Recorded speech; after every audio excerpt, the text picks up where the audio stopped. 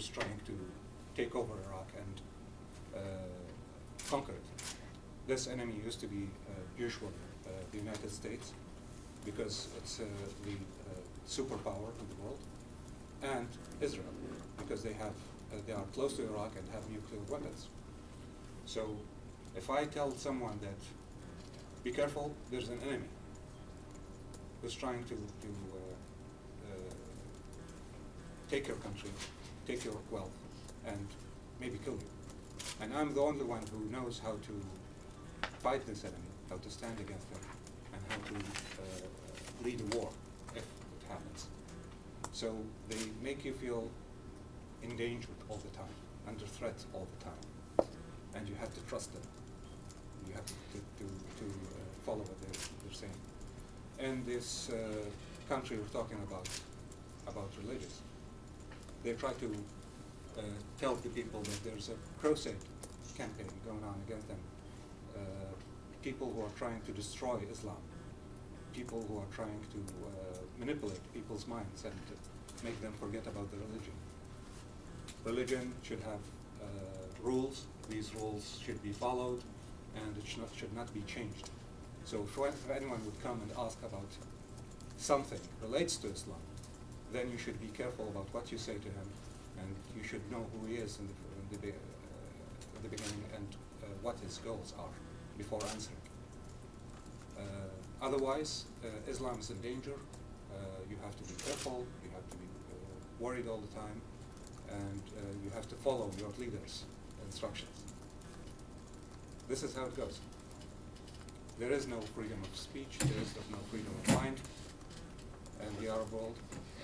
Usually everything is controlled. Even if you want to have an email account, for example. Back before 2003, internet was controlled by the government. If I want to start an email account on Yahoo, for example, then I can't, because it's forbidden by the government. It's controlled. If I want to do have an email account, then I should go to a government building and ask them to set up an email account for me. And they would ask for my name, my address, my phone number, my job, and the emails I will send or receive are going to be all monitored. So this can tell you about how people are being controlled almost all the time. Yes. You said you talked about, like, you know, the resistance from the fellow Iraqis, but you working with American media. Was it hard for you to start? I mean, you're not like emotionless. You know, I mean, like, was it hard for you to start working with the American media, or are you more detached from those feelings? In the beginning, everyone was happy to get rid of Saddam. So, and Dick Gordon is Canadian, by the way. He doesn't have an American nationality. And he kept insisting that if you want to introduce me to someone, say I'm Canadian. Because at that time, you weren't quite sure about the people's reaction. Some people would say, yes, we're happy because we got rid of Saddam, and we're going to have a great future from now on. And some people would say, no, this is wrong, this is occupation, the country has been destroyed, and we don't accept it. And some used to talk to Americans, and some used to refuse. So when you say that you're a Canadian, it's something in the middle. You don't have an army, Canadian army in Iraq, among the coalition. After that, I started working with AFP, which is French. We don't have a French army in Iraq, and French opposed the war in the beginning. So people used to cooperate with us and talk to us. But after a while, it became unimportant if you are working with the French or with the Americans. Everyone is an American. If you say that I'm working with the Western media, then it's American.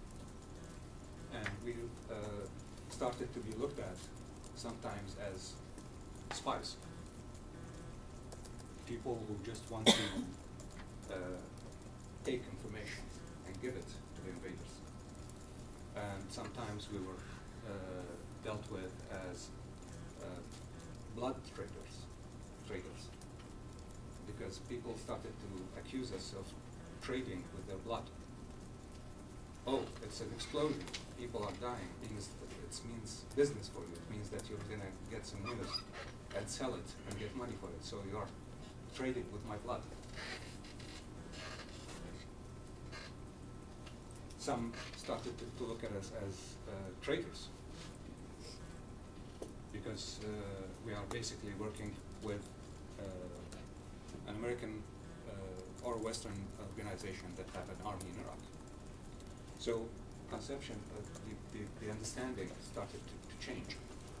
So after a while it became unimportant if we are working with the French or with the Americans, it's all the same.